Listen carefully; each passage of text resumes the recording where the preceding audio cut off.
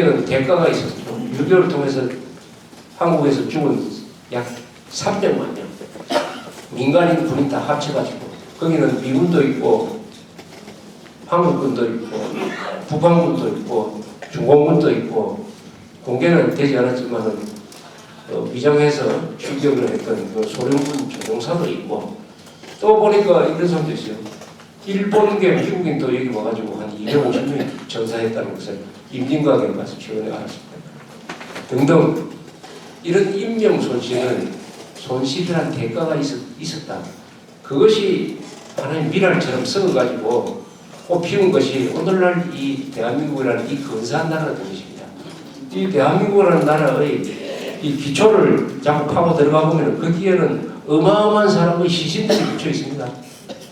그 시신들이 묻혀가지고 희생된 바탕 위에서 우리가 오늘의 이 자유와 평등과 복지를 누리고 있다는 것, 요게 간략하게 정리한 6.25의 새로운 의미라고 볼 수가 있습니다. 새로운 의미. 그런데 돌아보면은 점점 이 6.25를 통해서 6.25를 잘 알면 알수록 점점 커지는 사람하고 점점 작아지는 사람이 있습니다. 점점 커지는 사람은 누구냐? 트루먼 대통령이고 점점 작아지는 사람은 메가드입니다. 6.25를 잘 아는 사람일수록 메가드에 대한 평가는 그렇게 높지 않아요. 6.25에 대해서 잘 아는 사람일수록 연구한 사람일수록 트루먼 대통령은 가장 높게 평가합니다. 우선 참전할 이유가 없었는데도 미군을 보내는 결심을 혼자서 했습니다. 혼자서. 사람이, 대통령이 전쟁을 시작하는 게 가장 어렵습니다. 민주주의 국가에서 대통령이 할 수 있는 일 중에서 가장 어려운 것이 전쟁을 시작하는 겁니다. 왜냐? 젊은 사람들을 전장터로 보내가지고 죽게 만드는 것이니까.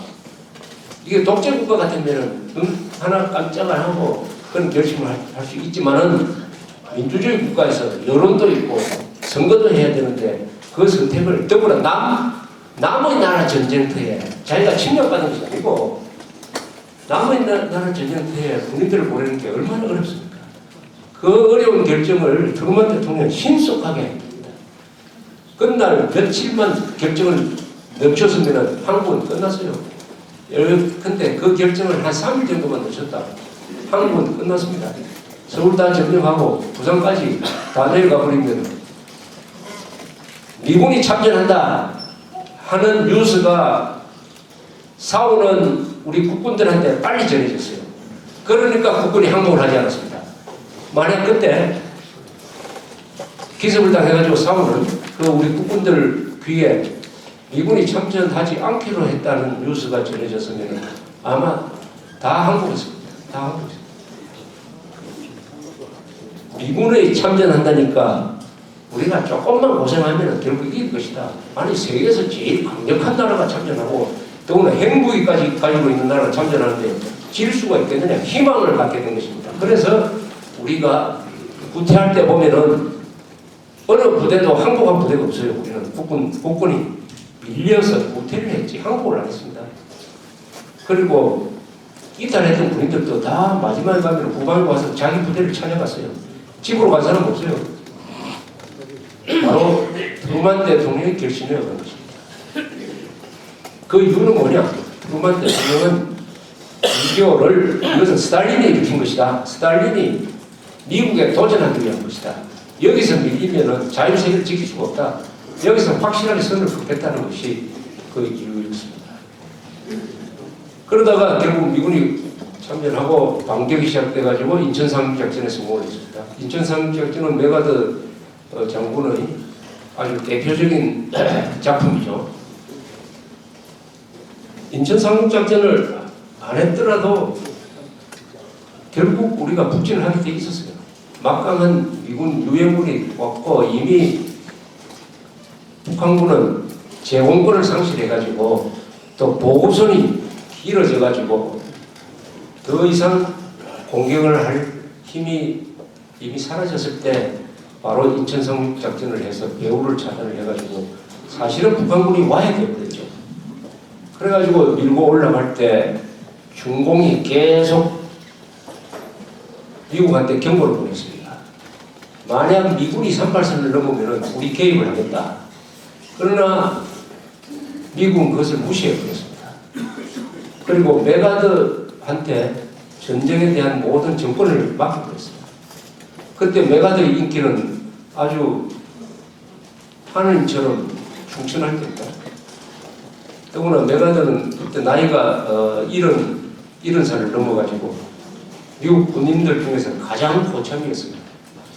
자기가 필리핀에서 부관으로 데리고 있던 사람이 그때 아이젠하워가 원수가 돼가지고 나토 사령관을 하고 있을 때였습니다. 그래서 아무도 메가드에 대해서 도전하지 못할 때였습니다. 더구나 2036작전이라는 극적인 전투를 통해서 일패도지 시키고 있으니까 그때 그러면은 메가드는 머리에 뭐가 있었느냐? 메가드의 계산은 또 딴 계산이 있었어요. 메가드라는 사람은 이 아시아에서 오랫동안 생활을 했습니다. 당시에는 유엔군 사령관이었지만은 그보다는 극동군 사령관으로서 일본을 점령을 해가지고 일본의 천황 위에 있는 사실은 일본을 다스리는 총독 역할을 하고 있었습니다. 그래서 일본을 민주화시키는 이런 일을 하고 있었어요. 그러니까 1945년부터 메가드가 해임된 1951년 4월까지 메가드가 일본의 통치자였습니다. 그러니까 일종의 시저였어요. 시저. 그래서 아메리칸 시저라고 합니다. 시저라고 했죠. 로마 시대 때. 시저가 지금 프랑스 당시에 고을 지방을 다스리는 총독 역할을 해서 아주 잘했습니다. 그런 시저와 같은 역할을 했다. 그런데 그러다가 보니까 이 사람의 가슴 속에 무슨 큰 꿈이 있었느냐 하면은 그때 공산화된 모택동에 의해서 공산화되고 장개석은 대만으로 쫓겨나간 저 중국을 수복을 해야 되겠다. 중국을 다시 수복을 해야 되겠다 하는 큰 꿈이 있었어요. 중국을 놓친 것은 트루만 행정부가 잘못해서 저러는 것이니까 중국을 반드시 수복을 해야 되겠다. 그러면은 전쟁이 좀 커지는 게 낫다 하는 생각을 가지고 있었던 것으로 추측이 됩니다. 거의 틀림없어요. 그런데 그러니까 중공이 만약 38선을 넘으면 개입하겠다고 이렇게 경고를 해도 그거 다 무시했습니다. 그런데 무시할 수 없었던 사람이 트루만 대통령이죠. 트루만 대통령은 이게 전쟁을 크게 하면 안 되는데 더구나 아시아 군대하고 싸우는 것이 얼마나 어려운 것이냐 하는 것을 태평양 전쟁 때 경험을 했어요.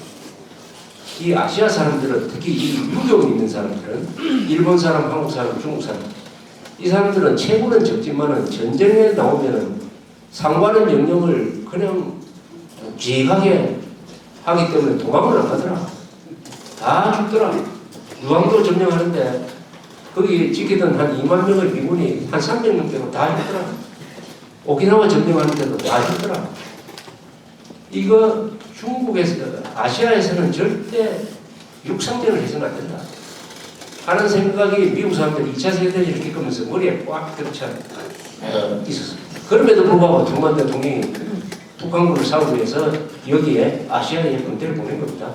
그래도 한반도에서 싸우지 이거 중국까지 가서는 큰일 나겠다. 그래서 야, 이 중공군이 개입하면 안 되는데 해가지고 트루만 대통령이 메가드 장군 보고 워싱턴으로 좀 오라고 그럽니다. 와서 이 중공군이 과연 개입할 거에 대해서 좀 보고를 해달라고 하니까 메가드가 난 바빠서 못 가겠다고 합니다.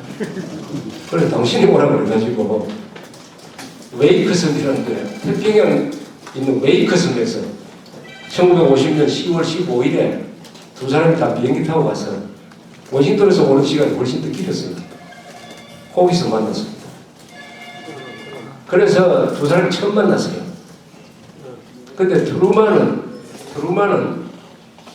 어떤 사람이냐? 트루만이라는 사람을 아셔야 돼요. 이 사람은 촌사람입니다. 미국의 촌사람. 미국 촌사람이라고 하면은 한국 촌사람과 조금 다른 의미가 있어요.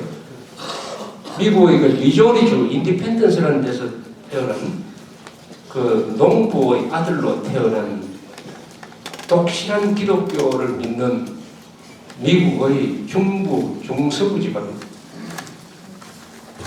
중부 지방의 좋은 사람이라고 하면 일단 정직한 사람, 성실한 사람, 우직한 사람입니다. 우직한 사람. 이런 사람